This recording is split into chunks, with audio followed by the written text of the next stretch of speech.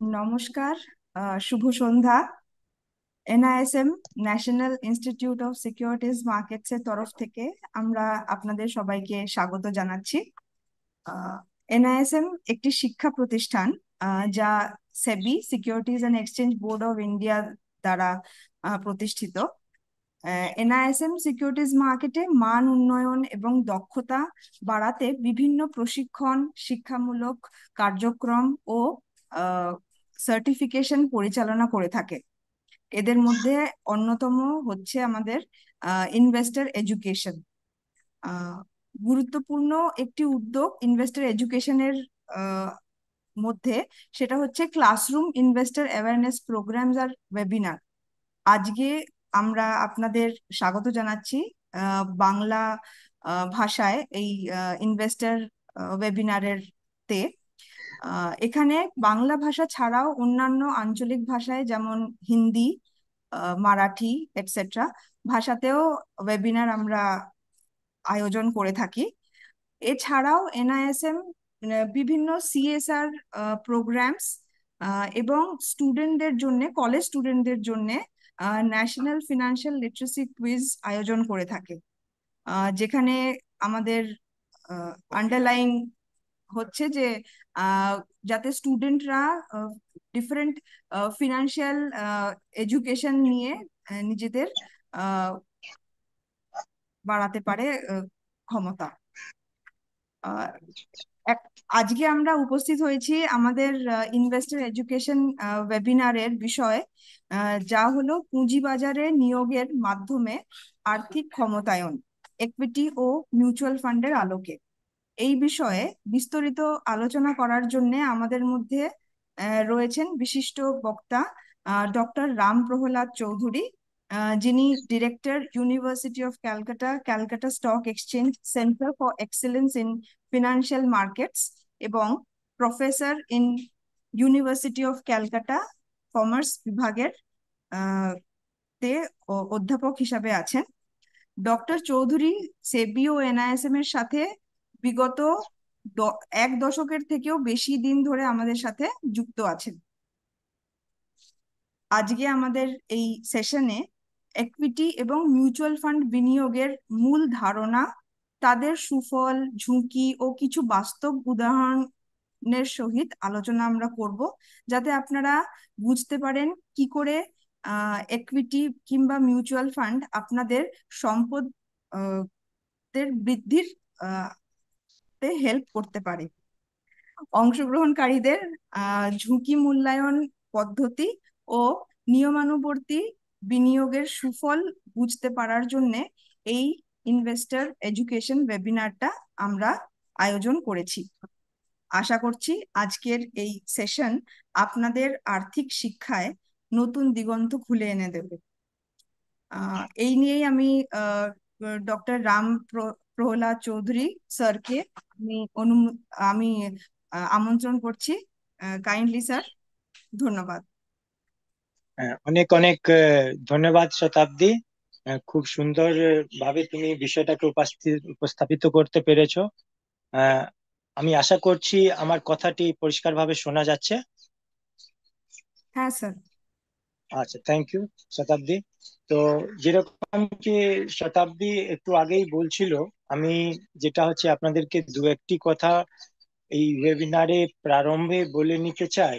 সেই প্রথমটা হচ্ছে, যেরকম শতাব্দী বললো আপনাদের, যে আমি কলকাতা বিশ্ববিদ্যালয়ে বাণিজ্য বিভাগে অধ্যাপনা করি, এবং তার সাথে সাথে Calcutta university, Calcutta Stock Exchange Centre for Excellence in financial market যে আছে, সেই সেন্টারে এখন আমি নির্দেশক হিসাবে কাজ করছি।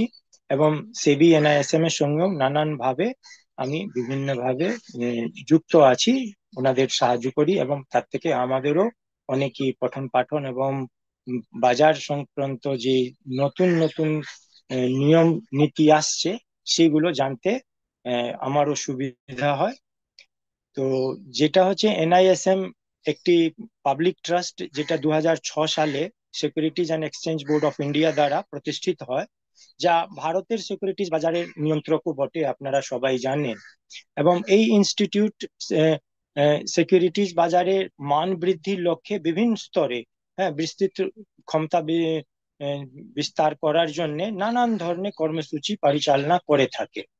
এবং আজকে যেটা আমরা পুঁজিবাজারে বিনিয়োগের মাধ্যমে আর্থিক ক্ষমতায়ন, ইকুইটি ও মিউচুয়াল ফান্ডের আলোকে যেটা আমরা আলোচনা করতে চলেছি, সেখানে আমরা দেখব কি আমরা কিভাবে আহ, আর্থিক বাজারে যে দুটো এই ফিনান্সিয়াল ইনস্ট্রুমেন্ট, ইকুইটি এবং মিউচুয়াল ফান্ড, তার উপরে আমরা বিস্তারিতভাবে আলোচনা করব এবং তার সাথে সাথে একটু দেখে নেওয়ার চেষ্টা করব যে আর্থিক ক্ষমতায়ন একটা ব্যক্তির জীবনে কেন প্রয়োজন হয়ে পড়ে। আমি মূল বিষয়ে আসার আগে তিনটে বিষয় একটু আপনাদেরকে জানিয়ে দিতে চাইছি। সেটা হচ্ছে এই সেশনে শেষে আমরা আহ, শেষ 10-15 মিনিট কোশ্চেন আনসার বা প্রশ্নোত্তর সেশন সেগমেন্ট রেখেছি। সেইখানে আপনাদের যদি কোনো প্রশ্ন থাকে, সেই প্রশ্নগুলো আপনারা লিখে রাখবেন, আমাকে জিজ্ঞেস করবেন এবং সেই প্রশ্ন উত্তরটা ওই সেগমেন্টে আমরা আলোচনা করব। দ্বিতীয় কথাটা বলি, অংশগ্রহণকারীদের 3-4 দিনের মধ্যে আপনারা প্রত্যেক আজকে যারা এই ওয়েবিনারে পার্টিসিপেশন করেছেন তাদেরকে একটা পার্টিসিপেশন সার্টিফিকেট এনআইএসএম পক্ষ থেকে পাঠানো হবে।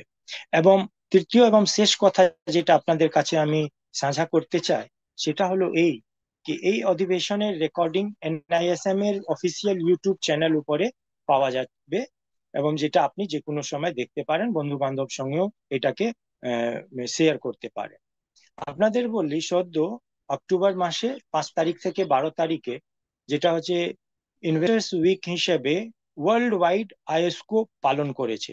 আইএসকো বলতে আমরা সবাই জানি international organization of securities commissions.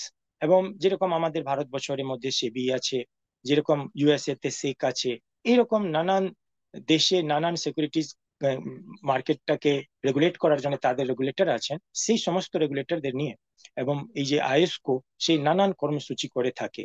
আজকে যেটা এনআইএসএম এর দ্বারা আমরা এই ওয়েবিনারে সম্মিলিত হয়েছি, সেটাও কিন্তু একটা ইনভেস্টার্স এডুকেশন ওয়েবিনারের অন্তর্গতই কিন্তু আমরা আজকে এই আলোচনা করতে বসেছি।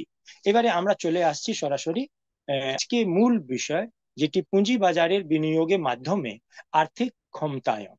পুঁজিবাজারের মাধ্যমে আর্থিক ক্ষমতায়ন প্রথমে কেন দরকার সেটা একটু আমরা আলোকপাত করব এবং তারপরে কিন্তু আমরা সরাসরি চলে আসব ইকুইটি ও মিউচুয়াল ফান্ডের আলোকে। অর্থাৎ এই পুঁজিবাজারে এই যে আর্থিক ক্ষমতায়ন, সেই এই জন্যই দরকার।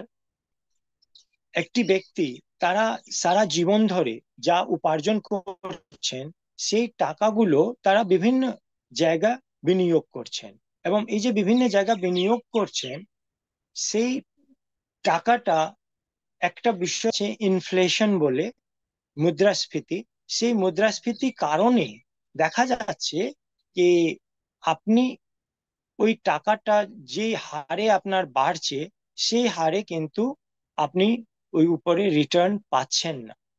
যে কারণে আপনার যত টাকা বিনিয়োগ করছেন, শেষে যখন আপনার ওই মেয়াদটা সম্পূর্ণ হচ্ছে, তখন যে টাকা আপনি রিটার্ন সহ হাতে পেলেন, সেই টাকাটা দিয়ে কিন্তু আপনি আগে যত পণ্য বা সেবা বাজার থেকে, খোলা বাজার থেকে কিনতে পারতেন, সেটা হয়তো নাও পেতে পারেন।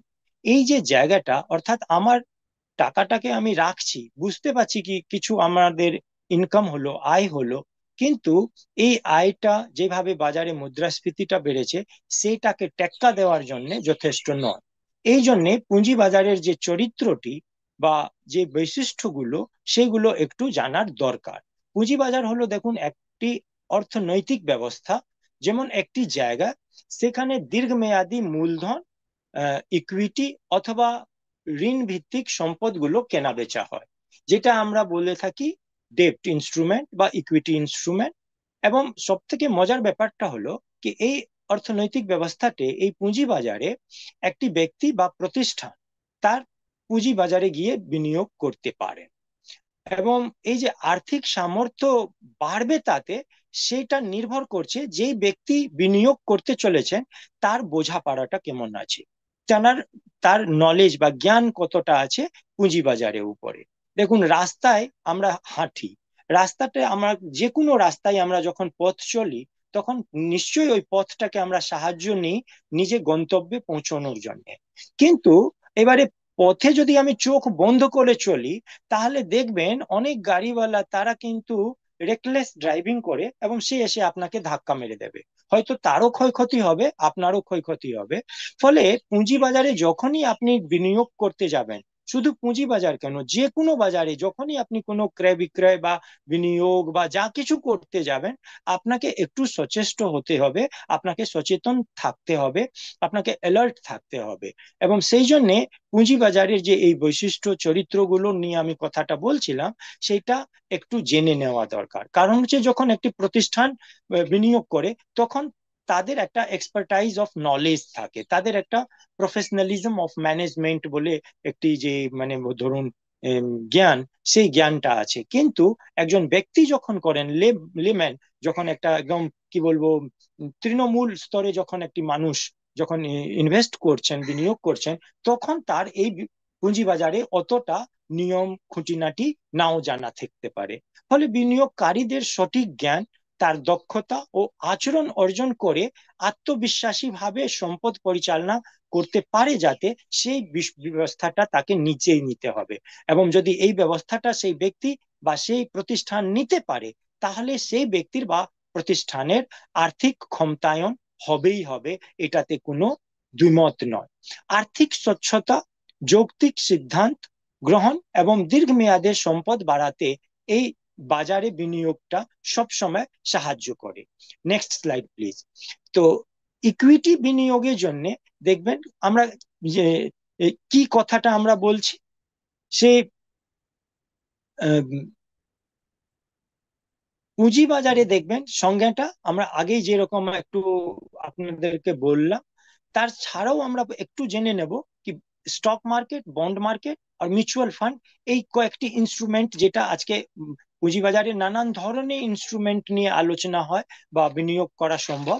যেরকম আমি ইটিএফ এর কথাটাও বলতে পারি, এক্সচেঞ্জ ট্রেডেড ফান্ড। কিন্তু সবকিছু অতটা আলোচনা করা আজকে হয়তো এই অল্প সময়ে সম্ভব হবে না। কিন্তু আমাদের আজকে আলোচনা বিষয়টা মূলত ফোকাস করে থাকবে বা কেন্দ্রিত থাকবে, সেটা হচ্ছে স্টক মার্কেট এবং মিউচুয়াল ফান্ড মার্কেটের উপরে। কেন পুঁজি বাজারে বিনিয়োগ করাটা গুরুত্বপূর্ণ? যদি আমি পুঁজি বাজারে বিনিয়োগ করি, তাহলে দেখবেন আপনাকে একটু আগে যে ওই মুদ্রাস্ফীতি নিয়ে আমি কথাটা বলছিলাম, সেই মুদ্রাস্ফীতির যে একটা চ্যালেঞ্জ, হ্যাঁ, সেই চ্যালেঞ্জটাকে আপনি মিট করতে পারবেন। একটা যে ঝুঁকি থেকে যায় কি আপনার টাকাটা বছর শেষে বা মেয়াদে বিনিয়োগের মেয়াদের শেষে আপনার সেই যত টাকা আপনি ক্রয় মূল্য ভিত্তিক বা কম্পারিজনে ততটা আপনার টাকাটা আহ, আছে না নেই বা আরো ডিটোরিয়েট করে গেছে ডিউ টু ইনফ্লেশন, তার পারচেজিং পাওয়ারটা, সেটাকে মাথায় রেখে আমরা এই জায়গাটা আমরা একমাত্র পুঁজিবাজার থেকে করতে পারি। এবং এই জন্যে মূল্যস্ফীতিকে বা যেটা আমি বললাম মুদ্রাস্ফীতিকে এটা হার মানানো সম্ভব। সঞ্চয়কে সম্পদে এটা রূপান্তরণ করে।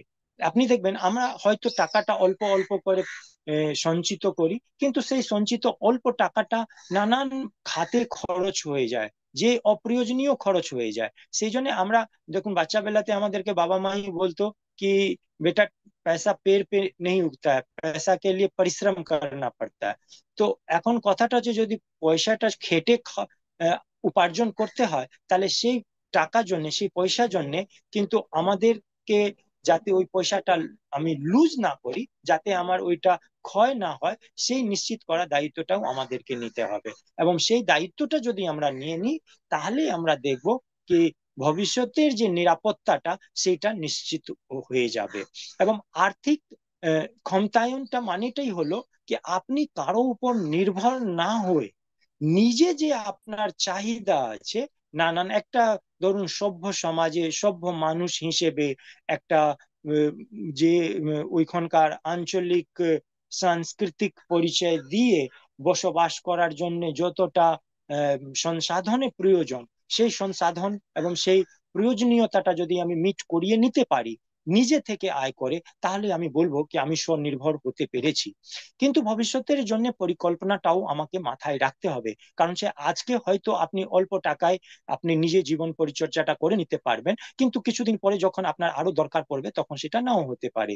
আর সব থেকে বড় কথা হলো ক্যাপিটাল মার্কেট অর্থাৎ পুঁজিবাজারে বিনিয়োগের মারফতে যেটা হচ্ছে পোভার্টিটাকেও অনেকটাই কিন্তু অ্যারেস্ট করা যেতে পারে, অর্থাৎ ওইটাকে দারিদ্র্যের হ্রাসটা সেটা কিন্তু করাটা সম্ভব। তাহলে ইকুইটি, নেক্সট স্লাইড। তো ইকুইটি মানে হলো কি, আমি এবারে এই দুটো নিয়ে আগে প্রথমে আলোচনা করি। Next slide please. তো ইকুইটি মানে হলো আহ, একটি কোম্পানির শেয়ার মালিকানা অর্জন করা, যার মধ্যে আপনি কোম্পানির লাভের ভাগ এবং লোকসানের অংশীদার হয়ে যান। দেখুন, যেরকম আমরা সাঝাদারি ব্যবসাতে করে থাকি বা পার্টনারশিপ বিজনেসে করে থাকি, ঠিক আপনি যখন ইকুইটিতে ইনভেস্ট করছেন তখন কিন্তু আপনি ওই কোম্পানির আপনার ওই অংশের জন্য মালিক হয়ে গেলেন। এবং এক একটি কোম্পানি আপনি দেখবেন, আমি আজকে এনআইএসএম এ প্ল্যাটফর্মে বা শেয়ারের ব্যানারের নিচে বলছি, ফলে কোনো একটা নির্দিষ্ট শেয়ারে নাম এখানে বলতে পারি না বা কোনো একটা কোম্পানির নাম বলতে পারি না, কারণ হচ্ছে সেই কোম্পানির নাম বা সেই পার্টিকুলার ফিনান্সিয়াল ইনস্ট্রুমেন্টের প্রতি আপনাদের হয়তো একটু বায়াসনেস চলে আসতে পারে। সেই জন্য কিন্তু আমি আপনাকে ইন জেনারেল কয়েকটি কথা বলবো। কিছু কোম্পানি এরকম আছেন, ব্লু চিপ কোম্পানিগুলো, যেই কোম্পানিগুলোর কিন্তু মালিক হতে আমাদের প্রত্যেকই চায়, এবং এই কোম্পানিগুলো কিন্তু প্রচুর অর্থ উপার্জন করেন। এবং এই যে অর্থ উপার্জনটা তারা দুভাগে কিন্তু সেই মালিকদের মধ্যে বন্টন করে থাকেন। একটা হচ্ছে লাভের অংশ, আর একটা হচ্ছে যেটা সময়ের সাথে সাথে আপনার ওর মধ্যে ওয়েলথ ক্রিয়েট করছে, যেটা যখন ওই কোম্পানিটা যদি কোনোদিন লিকুইডেশন হয়, তাহলে সবকে দেনাকে মিটিয়ে তারপরে যে শেষ পড়ে থাকবে সেই অংশগুলো আপনি পাবেন। তাহলে ইকুইটি বিনিয়োগ করার সব থেকে যেটা সুবিধা হলো, সেই সুবিধাটা হচ্ছে কি আপনি ওই কোম্পানির সরাসরি মালিকানা অর্জন করতে পারছেন, এবং প্রতি বছর কোম্পানি যদি লাভমূলক কোম্পানি হয় তাহলে আপনি ডিভিডেন্ড অর্থাৎ লভ্যাংশটা পাচ্ছেন। এবং সব থেকে এর বৈশিষ্ট্যের মধ্যে তিনটে বৈশিষ্ট্যটা আমি বলবো, যেটা high risk and high return, উচ্চ ঝুঁকি থাকে। এবং এই যে উচ্চ ঝুঁকি, আমরা কিসের ঝুঁকি বলছি? যদি আপনি কোনো ব্যবসায় করেন, তাহলে সেই ব্যবসায়টা ফেল হয়ে যেতে পারে, সেই ব্যবসায় আপনি অর্থ উপার্জন নাও করতে পারেন, সেই ব্যবসায় আপনাকে নুকসান করতে হতে পারে, এবং সেই জন্যে ওইখানে এই রিস্কটা বা এই ঝুঁকিটা থেকে যাচ্ছে। কিন্তু যদি কেউ এই ঝুঁকিটা নেয়, তাহলে দেখবেন এই ব্যবসাগুলোতে 30 to 40%, কোনো কোনো ক্ষেত্রে 50-60% পর্যন্ত দেখা গেছে কি সেই কোম্পানিগুলো কিন্তু মুনাফা অর্জন করতে পারছে। এবং এই জন্যই আমরা বলি কি যদি বেশি মুনাফাটা দিকে আমাদের নজর দিতে হয় বা আমাদের মাথায় চাহিদা থাকে, তাহলে কিন্তু আমাদেরকে নিশ্চিতভাবেই এগোতে হবে কিসের জন্য?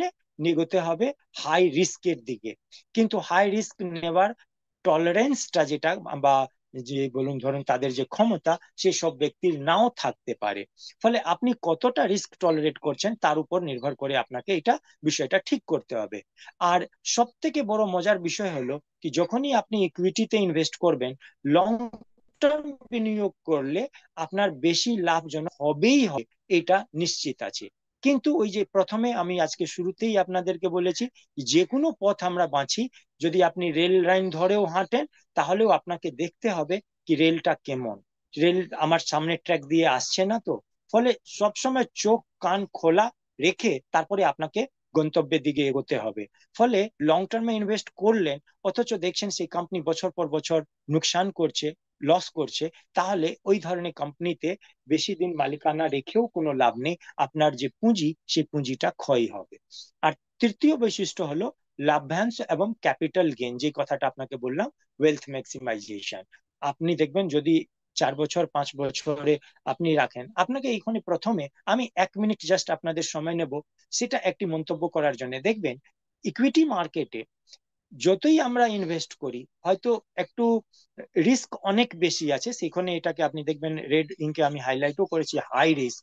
কিন্তু একটা তথ্য আপনাদেরকে দিই, 2006-07 সালে যখন গ্লোবাল মেল্টডাউন এসেছিল, তখন আমাদের বোম্বে স্টক এক্সচেঞ্জে যে সেন্সেক্সটা সেই ইন্ডেক্সটা নেমে 6,000 7,000 লেভেলে চলে এসেছিল। এবারে ধরে নিন যদি 2007 সালে কেউ ব্যক্তি ওই 6,000 ইন্ডেক্স লেভেলে আজকে 100 টাকা যদি ইনভেস্ট করে থাকতেন, তাহলে আজকে ওই 6,000 7,000 লেভেলে ইন্ডেক্সটা এখন 81,000 উপরে কিন্তু ট্রেড করছে।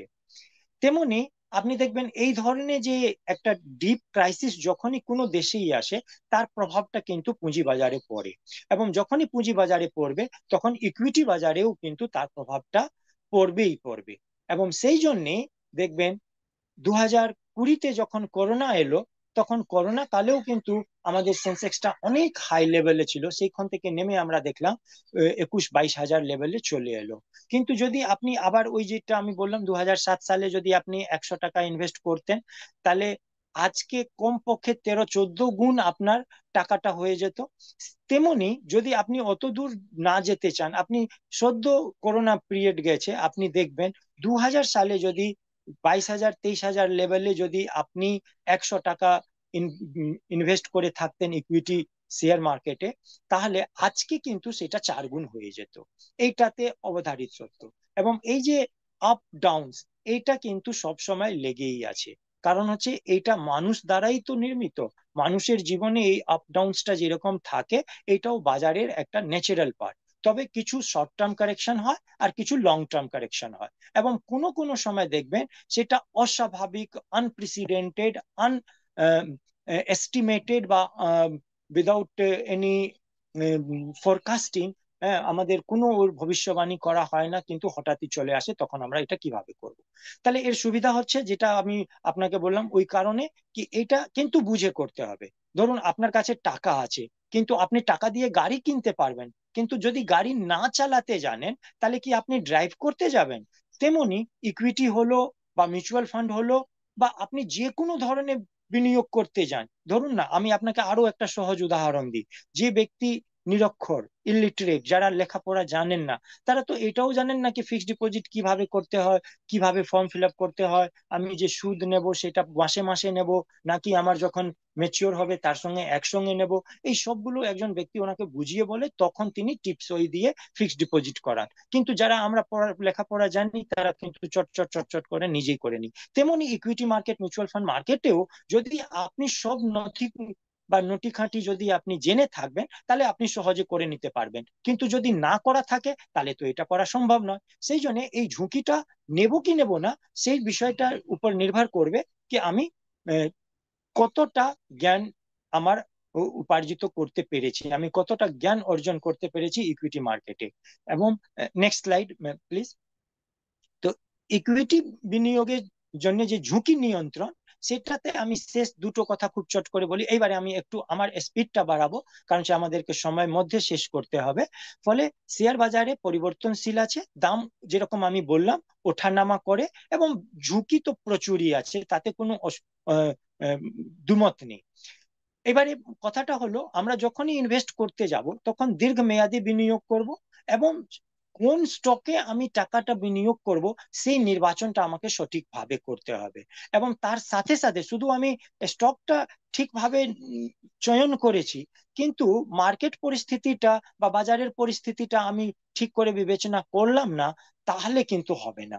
ফলে এই দুটো কথাটাকে যদি আমি একসঙ্গে এবারে এক কথায় কনক্লুড করি, তাহলে এইটুকু আমরা বলতে পারবো কি ঝুঁকি যতই হোক না কেন, আলটিমেটলি এটাকে নিয়ন্ত্রণ করা যায়।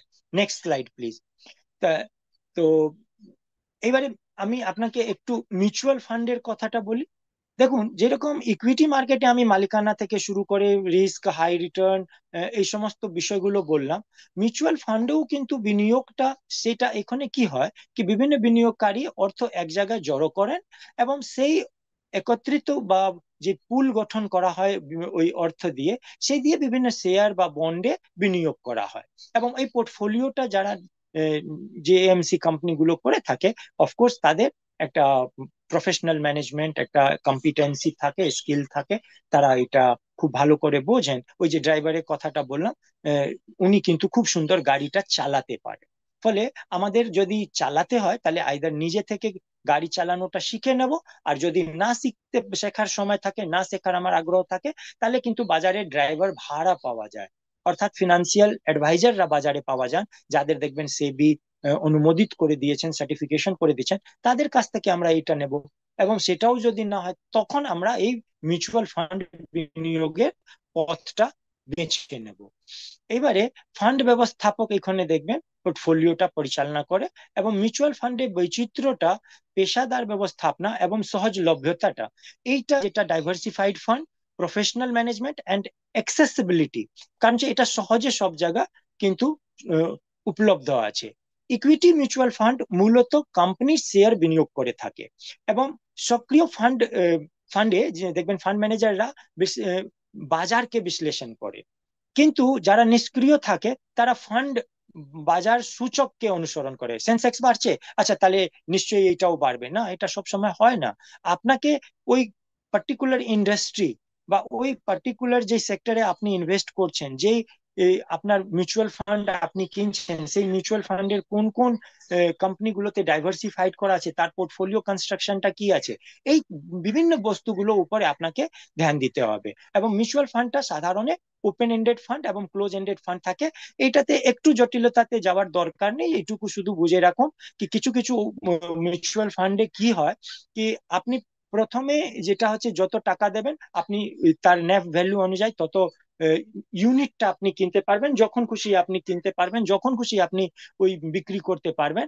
এবং সেটার জন্য এটাকে বলা হয় ওপেন এন্ডেড ফান্ড। কিন্তু ক্লোজ এন্ডেড ফান্ডে কি হয়, কি এর ইস্যু ডেট এবং ক্লোজার ডেটটা অলরেডি আগে থেকে বলে দেওয়া হয়, এবং ওই মেয়াদের মধ্যেই একটা সুনির্দিষ্ট নাম্বার অফ ইউনিটটাই কিন্তু বাজারে ছাড়া হয়। এবং তারপরে এটা নয় কি আপনি ওইটা দিয়ে বেরোতে পারবেন না, আপনি ওই জন্যও কিন্তু লিকুইডিটি যথেষ্ট ওইখানে দেয়া হয়, আপনি ওইটাকে ট্রেড করতে পারবেন, কিন্তু নাম্বার অফ ইউনিট যেটা, সেটা সবসময় ওইটাই থাকবে। এর নেক্সট স্লাইড প্লিজ। তো এর কিছু সুবিধা আছে, এবং সুবিধাটা কি হলো, পেশাদার ফান্ড ম্যানেজমেন্ট থাকেন, ফলে বুঝতেই পারছেন ওখানে আপনার ঝুঁকিটা অনেক কম। এবং ডাইভার্সিফিকেশনের জন্য বা বৈচিত্র্যের কারণে আপনি দেখবেন আপনার যে টাকাটা ক্ষয় হওয়ার সম্ভাবনা, যেটা নাকি ইকুইটিতে ছিল, সেটা এখানে থাকবে না। এবং স্বল্প মূলধন বিনিয়োগ করা সম্ভব, যেটা হয়তো ইকুইটি করার সময় আপনি ইকুইটিতেও করতে পারেন, এবং কি একটা ইউনিট, একটা শেয়ার 50 পয়সা, 1 টাকার পুরো শেয়ার বাজার পাওয়া যায়, আপনার যদি ডিম্যাট থাকে। সে নিয়েও আমি একটু বলবো একটু পরে। তো আপনি দেখবেন ওইগুলো করতে পারবেন। কিন্তু মিউচুয়াল ফান্ডে আপনি অল্প অল্প টাকা দিয়ে, কমপক্ষে 500 টাকা দিয়েও আপনি শুরু করতে পারেন। এবং এখানে ঝুঁকিও আছে। ঝুঁকিটা কি, আপনাকে যে ম্যানেজমেন্ট এএমসি কোম্পানি আপনার এটা ব্যবস্থা করে দিচ্ছে, সেই কোম্পানিকে আপনাকে একটা ব্যবস্থাপনার ফি দিতে হবে, এবং বাজার পরিস্থিতি উপর নির্ভরতা আপনাকে রাখতে হবে। অর্থাৎ আপনি ওই বাজারে যখন যাচ্ছেন, তখন ওই বাজারটা কি রকম, ওই ইন্ডাস্ট্রিটা কি রকম বিহেভ করবে, তার উপর আপনার ওই মিউচুয়াল ফান্ডে পারফরমেন্সটা নির্ভর করবে। Next slide please. তো এখন এই ইকুইটি বনাম মিউচুয়াল ফান্ডের আমি জাস্ট একটা কম্পারিজন করে দিলে, কারণ হচ্ছে আমার কাজটা অনেক সহজ হয়ে যাবে পরবর্তী কথাগুলো বলতে, সেই জন্য বললাম। দেখুন, মিউচুয়াল ফান্ডেও কিন্তু আমরা যে ইনভেস্টমেন্ট করি, সেটা ইনডাইরেক্টলি ওই ইকুইটিতে বা কোনো কমোডিটিতে ইনভেস্ট হয়। হ্যাঁ, কিন্তু আমাদের এই দুটোর মধ্যে মৌলিক তফাৎটা যেটা হলো, সেটা হচ্ছে ইকুইটিতে মালিকানা সরাসরি কোম্পানির মালিক আপনি হয়ে যাচ্ছেন, কিন্তু এখানেও আপনি হচ্ছেন, কিন্তু সেই মালিকানাটা কিন্তু একটা ফান্ডের মাধ্যমে বা টিমের মাধ্যমে, বা ওই যে এএমসির কোম্পানির কথাগুলো বলছিলাম তার মাধ্যমে হচ্ছেন। আর ঝুঁকিটা ইকুইটিতে অনেক বেশি থাকছে, ওই আগেই বলেছি হাই রিস্ক। আর এইখানে কিন্তু ডাইভার্সিফাইড রিস্ক আছে, যার মানে আপনার তুলনামূলক কিন্তু অনেক কম ওই। আর বিনিয়োগের দক্ষতা যদি আপনি বলেন, এইখানে আপনাকে নিজে বুঝে নিতে হবে কি আমি ওই কোম্পানিতে, মানে যেটা বললাম সিলেকশন অফ কোম্পানি, হ্যাঁ, আমি যে কোম্পানিগুলো কিভাবে নির্বাচন করব, সেই জায়গাটা আপনাকে নিজে নির্ধারণ করতে হবে।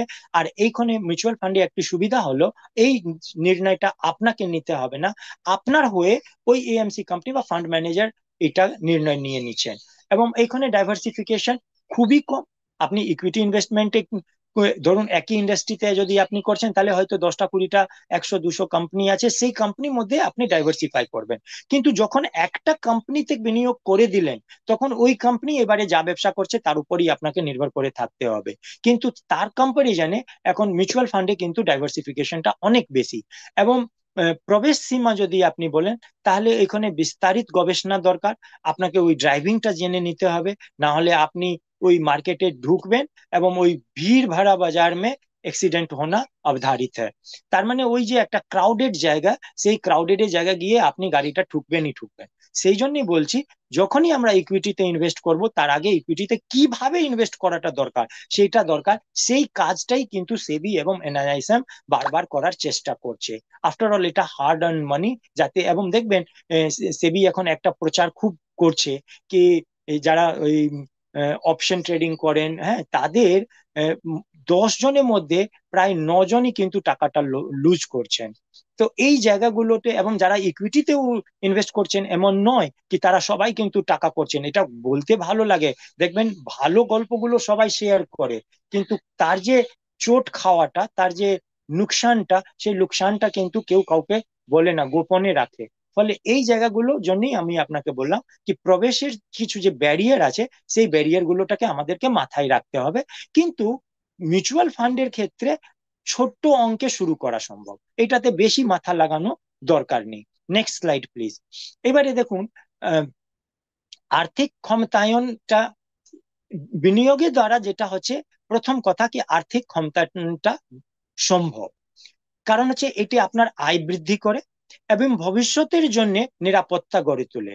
আপনার ভবিষ্যতে ধরুন হঠাৎই যদি কোথাও একটা আনফোর্সিন ইনকন্টিনজেন্সিজ অ্যারাইজ করে গেল, হ্যাঁ, আপদ বিপদ যদি কোনো হঠাৎ চলে এলো, আপনি কোনো ধরুন একটা ইলেকট্রিক শক খেলেন, এই যে বৃষ্টির দিনেই দেখেছেন কতজন মারা গেছেন, তো সেইখানে হসপিটালাইজেশনের জন্য, আর আপনি যদি একটা সুপার স্পেশালিটি হসপিটালে ভর্তি হন, তাহলে আপনার বিলটা তো 10 দিন পরে মিনিমাম 5 লাখ 10 লাখ টাকা হবে। আপনি তো সেই বিল মিট করার জন্য প্রস্তুত ছিলেন না। তাহলে ভবিষ্যতের যে নিরাপত্তা, আর্থিক নিরাপত্তাটা, তার জন্য আমাদেরকে কিছু টাকাটা সঞ্চয় করে রাখতে হয়।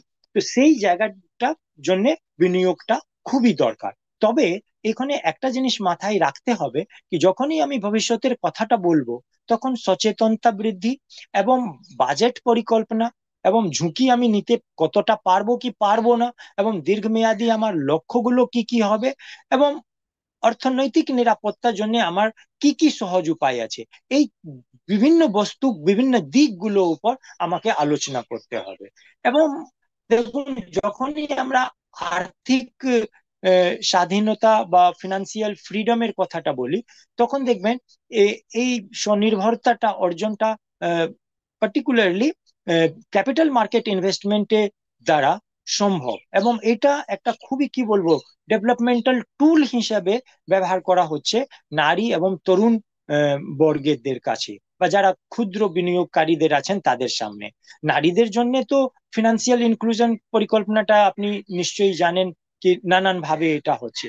এবং আপনি জেনে অবাক হয়ে যাবেন কি এখন যে ছাত্রছাত্রীরা পড়াশোনা করছে, বা যারা হোম মেকার্স আছেন, তারা কিন্তু প্রচুর টাকা, আগে কি হতো আমাদের বাল্য অবস্থাতে দেখেছি, হ্যাঁ, বচপনতে দেখেছি কি আমার ঠাকুমা বা দিদা, হ্যাঁ, বা আমার মা, তারা কিন্তু টাকা পয়সা একটা কৌটোতে রাখতেন। উনি টাকা কোনো ব্যাংকে জমা করতেন না। কিন্তু এখনকার দেখবেন যারা আছেন, তারা টাকাটা নিজের কাছে তো রাখেনই না, এমন নয় কি তারা শুধু সেভিং ব্যাংক অ্যাকাউন্ট বা ফিক্সড ডিপোজিট করছেন। তারা দেখবেন এই ইটিএফ, গোল্ড ইটিএফ কিনছেন, তারা কোনো না কোনো একটা কমোডিটি মার্কেটে ইনভেস্ট করছেন, অথবা ইকুইটি মার্কেটে অনেকেই আছেন যারা ডিম্যাট খুলে সরাসরি নিজেই কিন্তু ইনভেস্ট করেন। একটা করে শেয়ার কিনছেন, দুটো করে শেয়ার কিনছেন, এবং সেইখানেও কিন্তু সুইং ট্রেডিং করছেন, ইন্ট্রাডে ট্রেডিং করছেন। মানে এইটা এবং করতে করতে ওইটা হয় না কি হাতটা একটু সেট হয়ে যায়, সেই রকম ব্যাপারটা এইখানেও একটা থাকে। ফলে নারীদের জন্য যে ফিনান্সিয়াল ইনক্লুশনের কথাটা বলছিলাম, এবং তরুণ বর্গের জন্য যেটা ক্যারিয়ারের শুরুতেই ঠিক করা উচিত কি উনি যেদিন আপনি আয়টা উপার্জন করছেন, সেই দিন থেকেই আপনাকে শুরু করে দেওয়া উচিত কি আমি কতটা কবে আমি অবসর নেব, এবং যখন আমার অবসরে বয়স হবে তখন আমি এই টাকাগুলো কিভাবে ব্যবহার করব।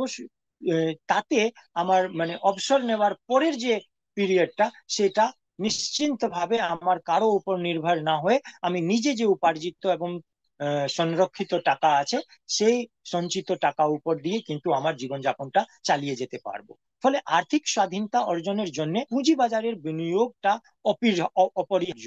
মানে এটা করতেই হবে, না হলে কিন্তু আপনার যে ওই ইনফ্লেশন বলে যে একটা বস্তু আপনাকে বললাম, সেটা কিন্তু প্রচুরই কিন্তু আপনাকে ভোগাবে। এবং এখানে সরকারেরও ভূমিকা আছে।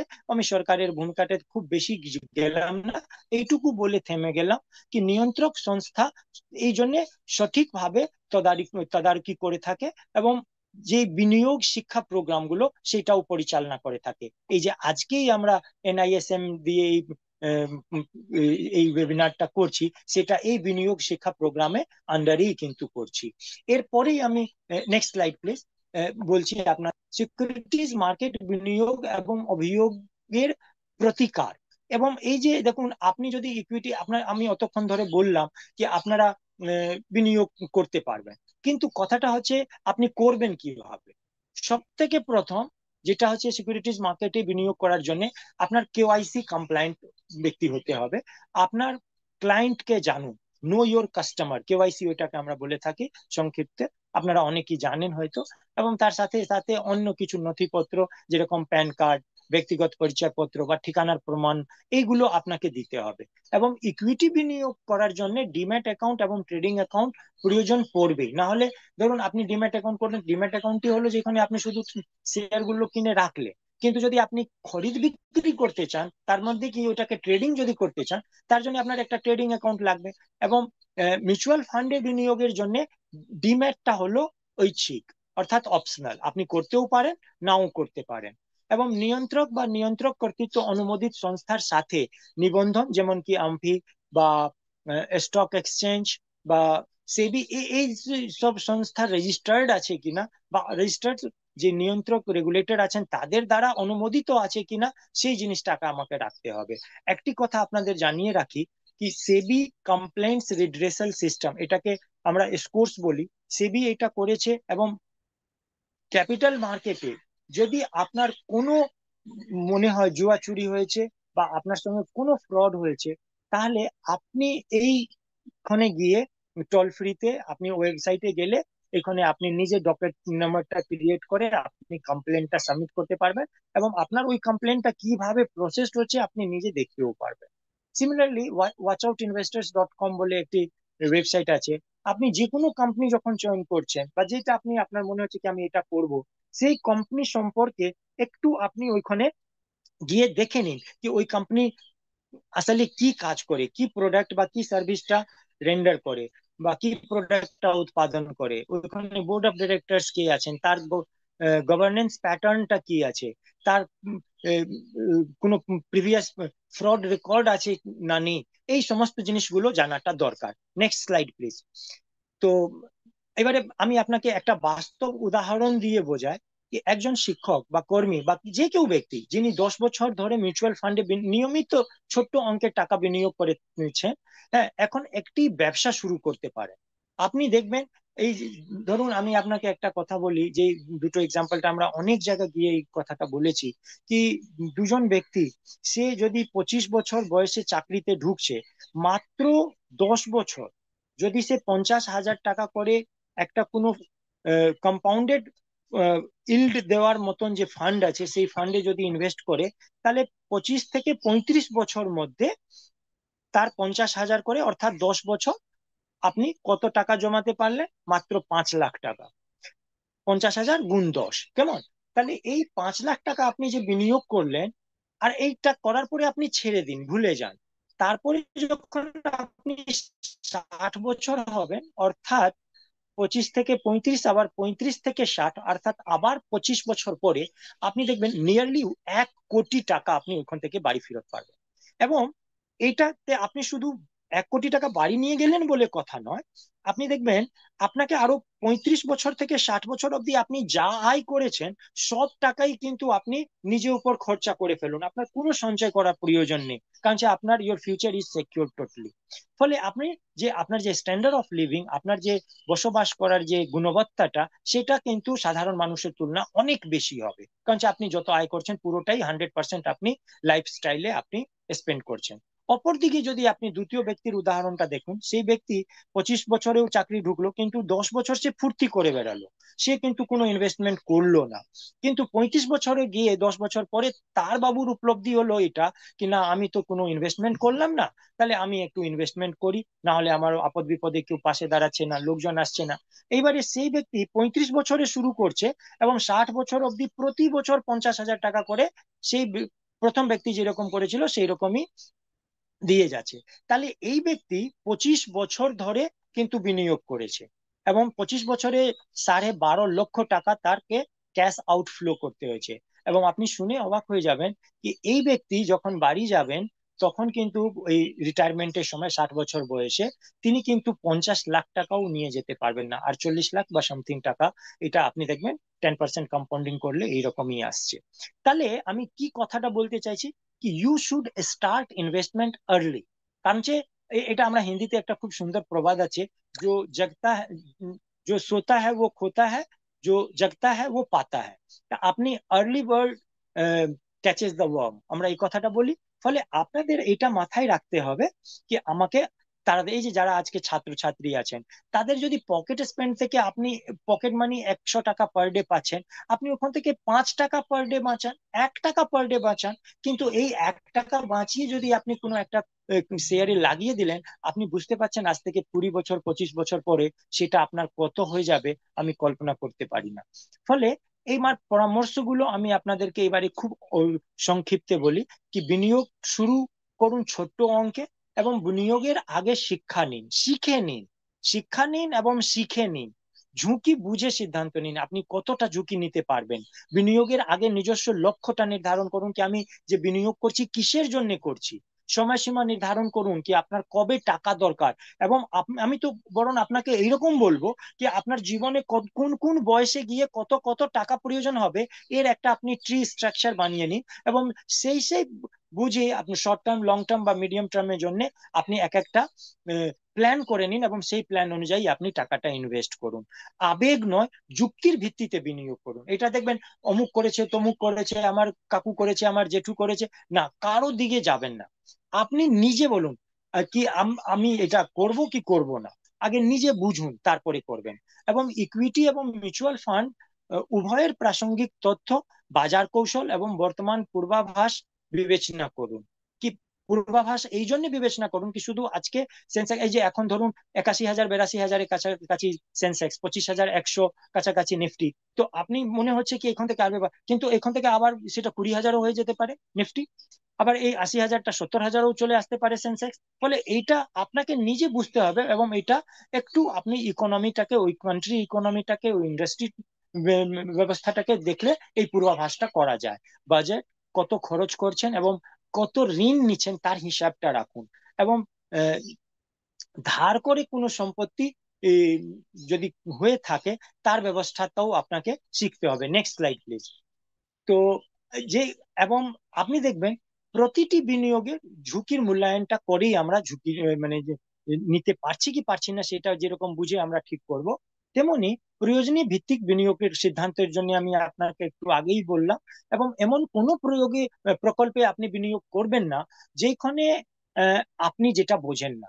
আপনি যদি আমাকে বলেন এই যে 10টি আমি পরামর্শের কথাটা বলছি এই স্লাইডে, এই 10টির মধ্যে যদি আপনি বলেন কি আচ্ছা রাম স্যার আপনি বলুন কোনটা সব থেকে সেরা পরামর্শ, আমার এইটাই হলো সব থেকে সেরা পরামর্শ কি এমন কোনো প্রকল্পে বিনিয়োগ করবেন না যা আপনি বুঝতে পারছেন।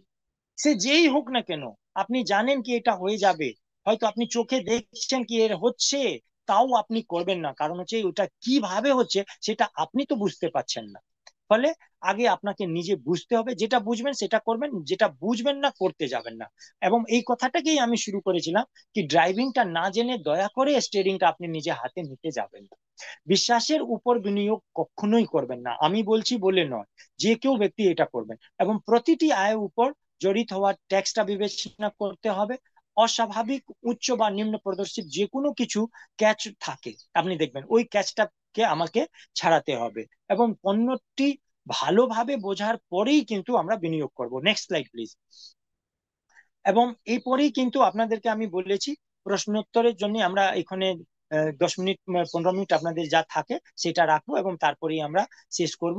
এই কয়েকটি কথা বলে এবং এনআইএসএম কে সেবিকে আমার তরফ থেকে অসংখ্য ধন্যবাদ দিয়ে, যিনি আজকে এই ইনভেস্টার্স এডুকেশন ওয়েবিনারে আমাকে আপনাদের সামনে দু একটি কথা বলার সুযোগ করে দিয়েছে।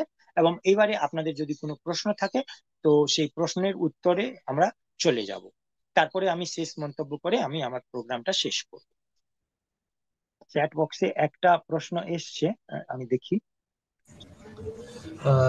Now, I would like to request all the participants to start asking their questions in Q&A section, or they can raise their hand so that they can talk with sir.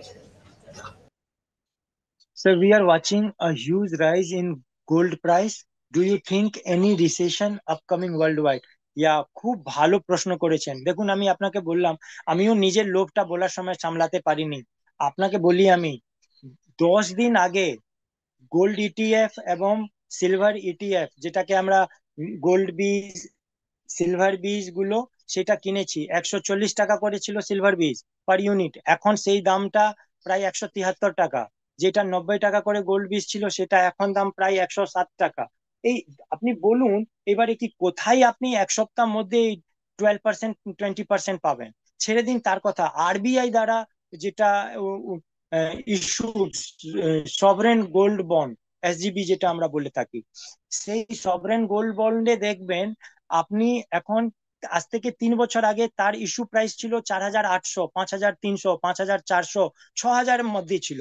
এবং সেই সব কিন্তু আজকে যদি আপনি দাম দেখেন তাহলে সেই সভরেন গোল্ড বন্ডের দামগুলো কত হয়ে গেছে, প্রায় ডাবলের থেকেও বেশি হয়ে গেছে, 120% রিটার্ন অলরেডি হয়ে গেছে। এবং এই যে প্রশ্নটা কি মানে প্রাইসটা সামনে বাড়বে কি বাড়বে না বা কমে যাবে, দেখুন গোল্ডে কোনোদিন রিসেশন আসবে না। কেন আসবে না আমি আপনাকে বলি। পৃথিবীতে যতগুলো কান্ট্রি গুলো আছে বেশিরভাগই কিন্তু যে কারেন্সি নোটটা সেটা গোল্ড রিজার্ভের উপরে করে। এখন আরো অন্যান্য মেকানিজমও হয়েছে, কিন্তু গোল্ডের যে নানান চাহিদা, নানান পারপাসে যে ইউজ করা হয়, সেই তুলনার এর ডিমান্ডটা মনে হচ্ছে নাকি কমবে।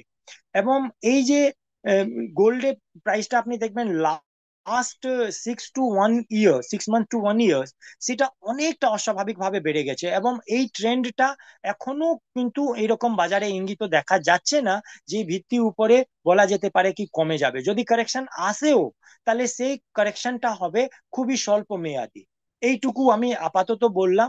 এবং যতই কারেকশন, যদি ডিপ কারেকশনেও আসে তাহলে সেই ডিপ কারেকশনের পরে কিন্তু এই প্রাইসটা আবার বাউন্স ব্যাক করবেই, সেই জায়গাটা একটা দেখবেন। What is the blue chip? দেখুন, ব্লু চিপ হলো যেটা খুব বড় সড়ো কোম্পানি। দেখুন, লার্জ স্কেল কোম্পানি মধ্যেও যে কোম্পানিগুলো দেখবেন টাইটানে জাহাজের মতন, কোনোদিন সে ডুববে না। এই যে এখন স্টার্ট আপ গুলো হচ্ছে বা এই নতুন নতুন আইপিও গুলো আসছে, খুব অ্যাট্রাকটিভ আসছে, 500 কোটি টাকা, 2,000 কোটি টাকা, 5,000 কোটি টাকা, এইরকম গুলো, বা 400 200 100 কোটি টাকার জন্য আইপিও লঞ্চ হচ্ছে। কিন্তু এই কোম্পানি গুলো ভবিষ্যৎটা কি? হয়তো রেজিস্টার্ড হচ্ছে, ইনলিস্টেড হচ্ছে সেন্সেক্স গুলোতে বা স্টক এক্সচেঞ্জেস গুলোতে, অনেক হাই প্রাইসে প্রিমিয়ামটাও পাওয়া যাচ্ছে। কিন্তু আবার 6 মাস 1 বছর 2 বছর মধ্যেই কিন্তু এই কোম্পানির পারফরমেন্স গুলো ভালো হচ্ছে না এবং তারা ডুবে যাচ্ছেন। এবং আলটিমেটলি যারা রিটেল ইনভেস্টর তাদেরকে এটা কি বলবো, তার খেসারতটা দিতে হচ্ছে। সেই জন্য সবসময় আমরা বলি ব্লু চিপ কোম্পানিগুলোতে শেয়ার লাগানো। যেই এখানে ধরুন আমি যে আগে বলেছি কি কোনো কোম্পানির নামটা এখানে আমি বলতে পারবো না, না হলে আপনাদের বায়াস হয়ে যাবে। কিন্তু যে কোম্পানিটা কোনোদিন ডুববে না, যে কোম্পানিটা দেখবেন দীর্ঘদিন ধরে চলে আসছে, এবং এই কোম্পানিগুলোতে অস্বাভাবিক মুনাফা হয় না, এই কোম্পানিগুলো মুনাফাটা ওই একটা নর্মাল প্রফিটটা ইন্ডাস্ট্রি এভারেজ যা আছে সেটা মেনটেন করে চলে, কিন্তু প্রচুর ওয়েলথ ম্যাক্সিমাইজেশন হয়। এই কোম্পানিগুলো কিন্তু অনেক বোনাস ইস্যু করে থাকে, এবং আপনি বোনাস পেয়ে পেয়ে কিন্তু দেখবেন একটা আপনার যে ওয়েলথ ম্যাক্সিমাইজেশনটা সেটা হতে থাকে। কিভাবে ইনভেস্ট করব, কোথায় ইনভেস্ট করব, ওই যে বললাম আপনাকে আগে কি ইনভেস্টমেন্ট করার জন্য আমার দেখুন আজকে পুরো এই সেশনের সার মর্মটা আমি কি বলতে চাইছি, আমি এটা বলতে চাইছি কি আপনি যেখানেই টাকা রাখুন, আপনি আগে দেখুন কি আপনি ইনফ্লেশনকে বিট করতে পারছেন কিনা। যদি আপনি ইনফ্লেশনকে বিট না করতে পারেন, তাহলে আপনাকে দেখতে হবে কি আমি কি করব যাতে আমার এই ইনফ্লেশনটাকে আমি বিট করতে পারবো। এবং সেই জন্য আপনি ডেপ্ট মার্কেটে করতে পারেন, আপনি ইকুইটি মার্কেটে করতে পারেন, আপনি মিউচুয়াল ফান্ডে মার্কেটে, আপনি বিলিয়ন মার্কেটে করতে পারেন, আপনি রিয়েল এস্টেট, এখন তো রিটস গুলো বেরিয়ে গেছে, রিয়েল এস্টেট ইনভেস্টমেন্ট ট্রাস্ট গুলো যেটা অনেক তৈরি হয়েছে, তারা এটা ওইটাও কিন্তু এক্সচেঞ্জ ট্রেডের মতন ওইটা ট্রেডিং করা যায়। ফলে অনেক জায়গাগুলো এখন স্কোপটা বেরিয়েছে।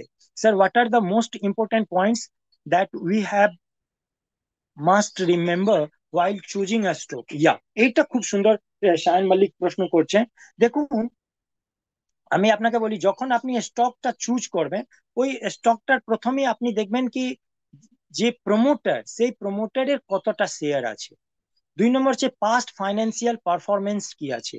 তৃতীয়টা আপনি দেখবেন ফিউচার তার প্রজেক্ট কি আছে। এবং এই যে প্রজেক্ট অর্থাৎ তার যে পসিবিলিটি, সেইটা ব্যবসা করার মানে এরকম তো কোম্পানি নয়। আমি আপনাকে বলি, এই যে 1993 থেকে 1996 মধ্যে আহ, অনেকেই দেখবেন প্রায় 3911টি কোম্পানি এরকম হয়েছিল যারা আইপিও এনেছিল, এবং এই 3911টি কোম্পানির যদি সম্মিলিত আইপিও ভ্যালুটা বলি, তাহলে সেটা অলমোস্ট 25,000 কোটি টাকা। আপনি ভাবুন, 1993-94 কারে কথা বলছি, এবং সেই কোম্পানিগুলো 3,000 মধ্যে 900, অলমোস্ট 4,000 কোম্পানি ধরে নিন, এই 4,000 মধ্যে 4,000 কোম্পানি কিন্তু ভ্যানিশ হয়ে গেল, এবং এটাকে আমরা কর্পোরেট গভর্নেন্সে ভ্যানিসিং কোম্পানি বলে চিহ্নিত করে থাকি।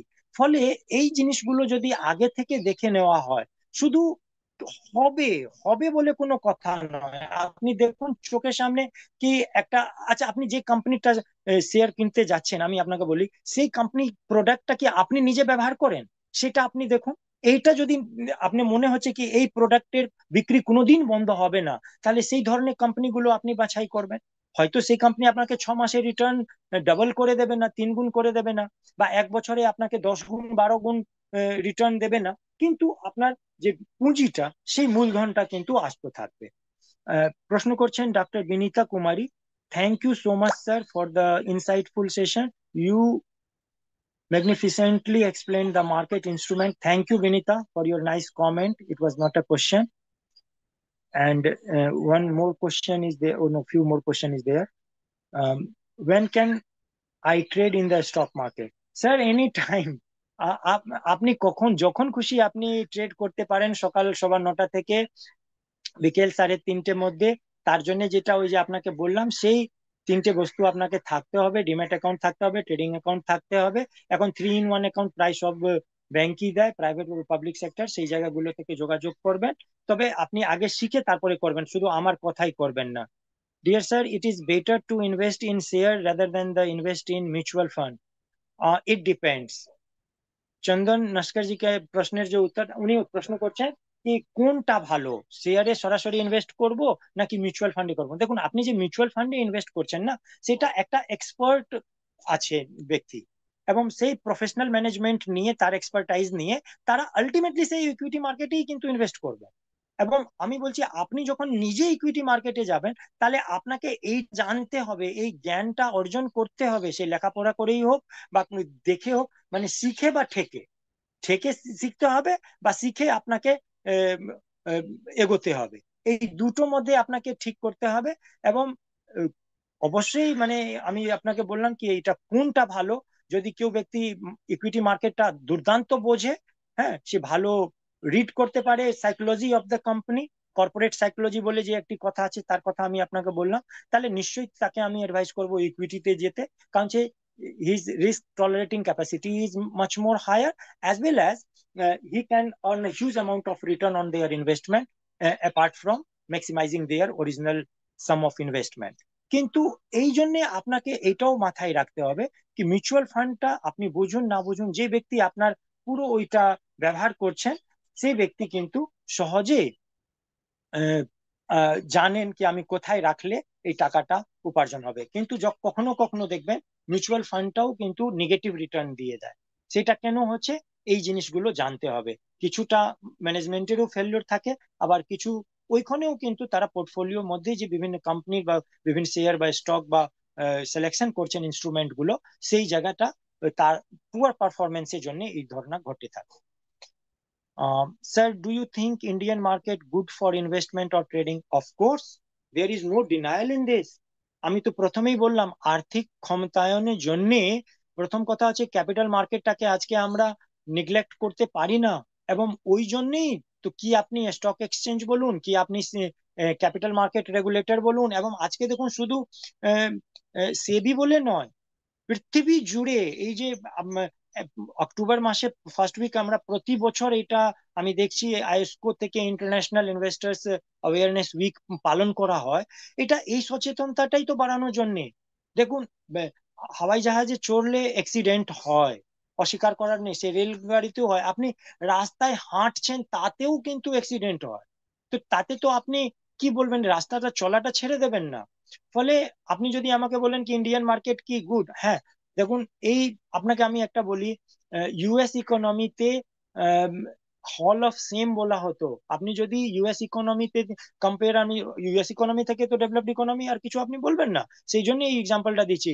একটা সময় ছিল যখন ওইখানকার সেককে অনেক বড় বড় পদক্ষেপ নিতে হয়েছে, এবং ক্যাপিটাল মার্কেট স্ক্যামের যদি ওইখানে কথা বলি তাহলে দেখবেন এনরন, ওয়ার্ল্ডকম, এডালফিয়া কমিউনিকেশন, পেরিগ্রিন, মানে ডাইনেগি, কত আমি আপনাকে বলবো, একের পর এক কোম্পানিগুলো ফেলিওর হয়েছে, এবং পুরো কনফিডেন্স অফ দ্য ইনভেস্টার্স যেটা ছিল ইউএস মার্কেট, সেটা পুরো সুকড হয়ে গেছে, পুরো হিলে গেছে, নড়ে গেছে বেস থেকে।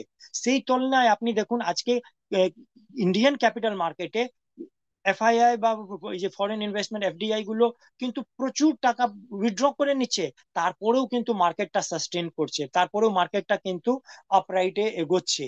হ্যাঁ, তার তার মানে কিন্তু তার যে ইকোনমিতে সবকিছু ভালো আছে আমি তা বলছি না, নিশ্চয়ই বলছি না।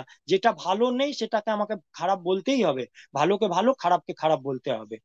আচ্ছা, চট করে আরো দু একটি প্রশ্ন আছে, আমি নিয়ে নিই। স্যার, আমার নাম শুভব্রত, আমার প্রশ্ন হলো স্টক মার্কেট বিষয় বিস্তারিত এবং সঠিক ধাপে ধাপে শিক্ষা কিভাবে কোথা থেকে নেব। দেখুন আমি আপনাকে বলি, বিভিন্ন জায়গা থেকে নিতে পারেন। আপনি এই যে এনআইএসএম এ এখন এই ওয়েবিনারটা করছেন, এনারাও এই ক্যাপিটাল মার্কেটের জন্য এই যে national Institute of securities market, মানে বুঝতে পারছেন, সিকিউরিটিজ মার্কেটের জন্যই কিন্তু এই ইনস্টিটিউটটাকে গঠন করেছে। কে করেছে? সেবি করেছে। সেবি কে হলো আমাদের ক্যাপিটাল মার্কেটে রেগুলেটর। তাহলে তার যে এই যে মনোভাবটা কি আমি পুরো মানুষকে যারা এই মার্কেটে এই বাজারে আসছেন ক্রয় বিক্রয় করতে, তার শিক্ষাগত বা তার যে মানে বুদ্ধি বিবেচনা করার যে ক্ষমতা, সেটাকে আমি গড়ে তুলবো, সেই কাজটাই করছেন আপনি, এইখান থেকেও করতে পারেন। আর একটা প্রশ্ন এসছে, what are the basics the keep in mind while stock selection. Already আমি এটা আপনাকে বলেছি একটু আগে। What are the major risk of investing in stock market. হ্যাঁ, সব থেকে বড় যেটা রিস্ক হলো সেটা হচ্ছে আপনার, সব থেকে বড় মেজর রিস্ক হলো আপনার ওই যে পুরো ক্যাপিটালটা, সেই ক্যাপিটালটা পুরোটাই কিন্তু ডুবে যেতে পারে, অর্থাৎ লস্ট হয়ে যেতে পারে। মানে ইকুইটি ক্যাপিটালের কিন্তু এই কর্পোরেশনের একটা বিউটিটা হলো কি কি আপনার যে লাইবিলিটি, সেই লাইবিলিটিটা কিন্তু limited to the extent of your capital contribution, ওর বেশি যাবে না। যেরকম অন্য কোনো আপনি নিজে যদি ব্যবসা শুরু করেন এবং সেখানে যদি ঋণ নেন তাহলে আপনার চলে যাবে। ওই বিস্তারিতটা আপনি নিশ্চয়ই জানেন বলেই আমি ধরে নিচ্ছি এই প্রশ্নটা আপনি করছেন। বিটকয়েনের দাম এমন যেমন এখন অনেক বেশি, তা কিছু কয়েন আছে যার দাম এখনো বাড়তে হ্যাঁ দেখুন, ক্রিপ্টোকারেন্সি নিয়ে আমি এখন এই সেশনে কিছু বলছি না। ক্রিপ্টোকারেন্সিটা is strongly considered in our economy, even our finance minister Nirmala madam is considering this, এবং সেই কারণে আপনি দেখবেন কিছুদিন আগে বিটকয়েনের উপরে সরাসরি 30% ট্যাক্সটা ইম্পোজও করে দেওয়া হয়েছে।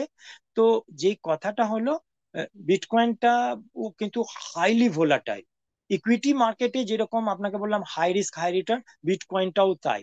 বিটকয়েনে কিন্তু কিছুদিন আগে অবধি কিন্তু পুরো ডিপ্রেশন প্রায় চলে এসেছিল, এবং এখন আবার কিন্তু হুড় করে স্কাই রকেটিং এ চলে গেছে। Sir, is there any future in cryptocurrency? Thanks for answering PQ. হ্যাঁ, ফিউচার দেখুন, currency already, cryptocurrency has already been accepted as a legal tender money in few countries. In our country, it has not been um, executed, or decision has been made to consider it as a legal tender money.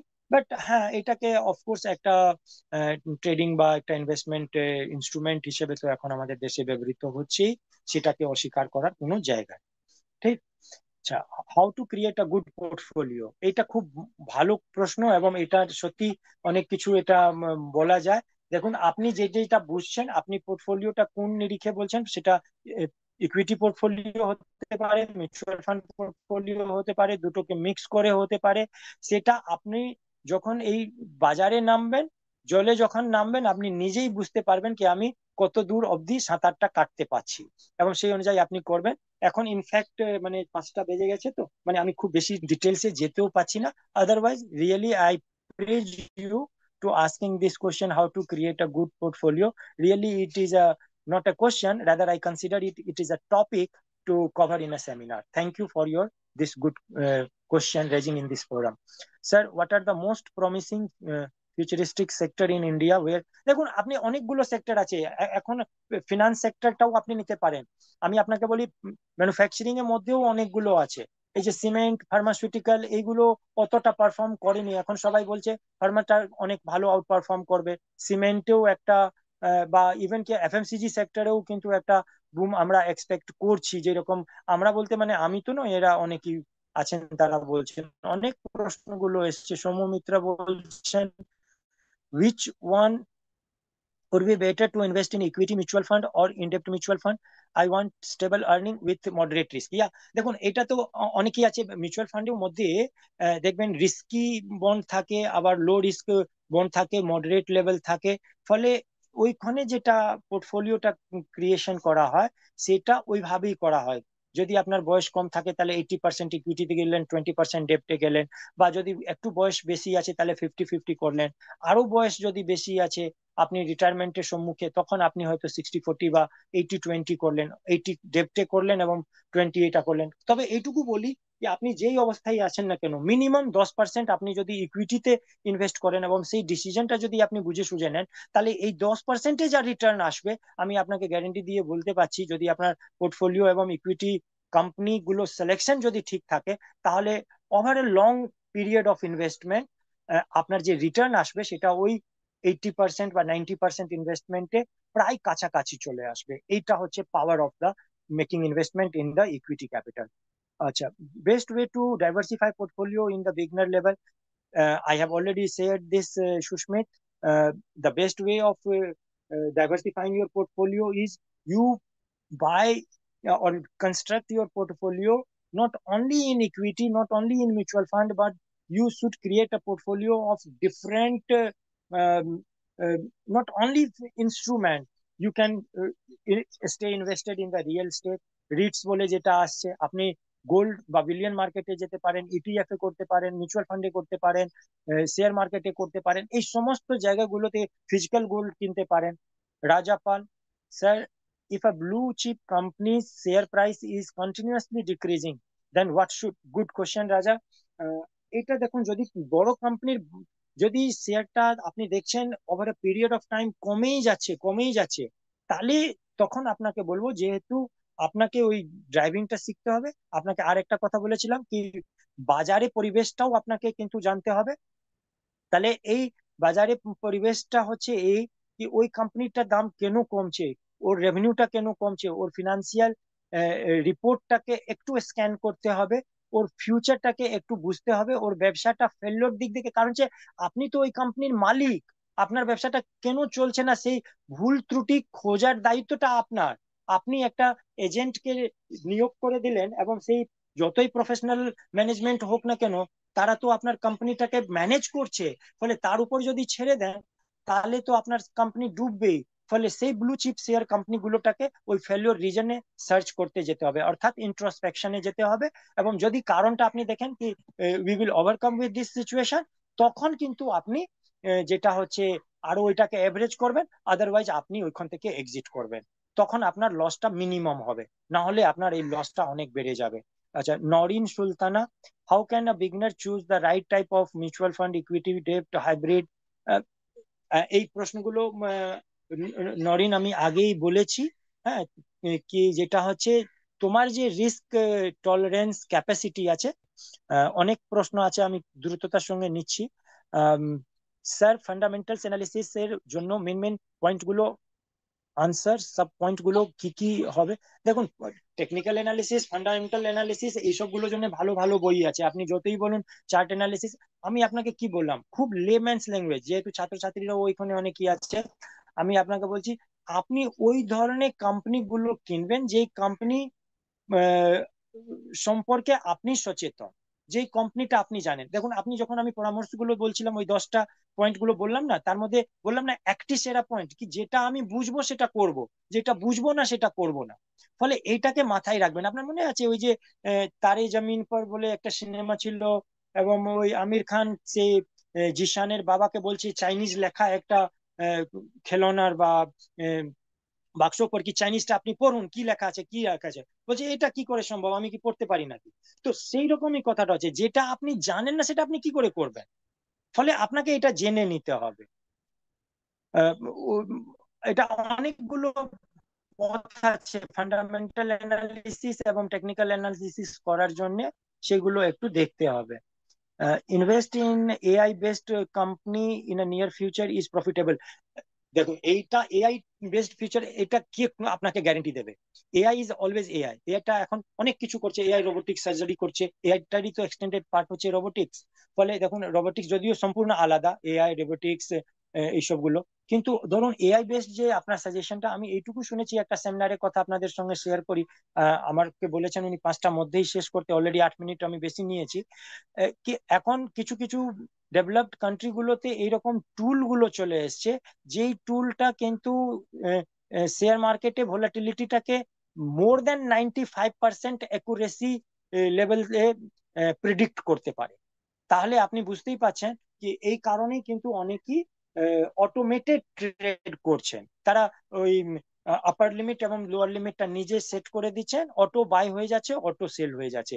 এটা হচ্ছে হচ্ছে না যে তা নয়, কিন্তু আবার সেটা বুঝে করতে হবে, না বুঝে এটা করাটা খুব risk. Sir, can I able to do fundamental analysis after doing MCOM? Sure, sure, Sudipta. Unless otherwise you come into the whole details of the MCOM curriculum of the financial management, definitely you can. You should try to acquire the knowledge of how to read the financial statement. আপনি যদি financial স্টেটমেন্টটা ভালো করে পড়তে শিখে নিন না, তাহলেই কিন্তু আপনার এই সমস্ত অ্যানালিসিসের যে কথাগুলো আপনারা জিজ্ঞেস করছেন সেটা মিট আপ হয়ে যাবে। Best way two invest in gold and silver at present, please? Sir দেখুন, আমি আপনাকে বলি, অরিন্দম ভট্টাচার্য বলছেন সব থেকে ভালো আমার পক্ষে, যদি আপনি বলুন আপনি ফিজিক্যাল গোল্ড এবং সিলভার কিনলে রিস্ক আছে, আপনি সব থেকে ভালো হয় যদি এসজিবি করেন। এসজিবি আরবিআই কিন্তু টাইম টু টাইম করে, এখন আপনি কিনলে আপনাকে ট্রেড করতে হবে, মার্কেট থেকে, ওপেন মার্কেট থেকে কিনতে হবে। আপনি ইটিএফ করতে পারেন, গোল্ড ইটিএফ, সিলভার ইটিএফ আছে, সেই সব জায়গাগুলোতে আপনি করতে পারেন। হ্যাঁ, এটা হচ্ছে সব থেকে ভালো, যেখানে আপনার কোনো মেকিং চার্জ বা কোনো ডেপ্রিসিয়েশন বা এইসব গুলো, কোনো অজুহাত বা খাদের সমস্যা, এইসব গুলো কিছুই থাকবে না। তো যত প্রশ্ন এসেছিল সব প্রশ্নগুলোই আমি আপনাদেরটা নিলাম, এবং শেষে এইটুকুই কথা আমি বলি, যেটা হচ্ছে আহ, আহ, সে কথাটা এই যে আমরা আহ, পুঁজি বাজারে বিনিয়োগ, বিশেষত ইকুইটি এবং মিউচুয়াল ফান্ডের মাধ্যমে ব্যক্তিগত আর্থিক ক্ষমতা বৃদ্ধি করার জন্য করি, আর্থিক স্বাধীনতা অর্জন করার জন্য করি। এবং এটা যদি সচেতন ভাবে এবং তথ্য ভিত্তিক সিদ্ধান্ত গ্রহণ করে যদি আমরা করি, তাহলে ডাইভার্সিফাই ওয়েতে আমরা দীর্ঘমেয়াদী যদি ইনভেস্টেড থাকি, তাহলে আমরা অবশ্যই কিন্তু পুঁজিবাজারে বিনিয়োগ করে লাভান্বিত হব। এই কথাটাই বলে এবং আপনাদেরকে হ্যাপি ইনভেস্টিং বলে আমি আমার আজকে এই ওয়েবিনারে মন্তব্যটা শেষ করছি। ধন্যবাদ। Yeah, thank you so much, sir. We would like to extend our heartfelt thanks for taking time and speaking at the webinar. Your insights, expertise, and presentation as well truly made a lasting impact on our audience, sir. Yeah, thank you again, sir, for sharing your knowledge and time with us, sir. Thank you. Wishing you a wonderful day ahead, sir. Thank you. Thank you. Yeah, and also thank you to participants as well for joining us today. Your presence and engagement truly made the session meaningful and impactful. Yeah. Thank you so much, everyone, for joining us today. Thank you. Thank you.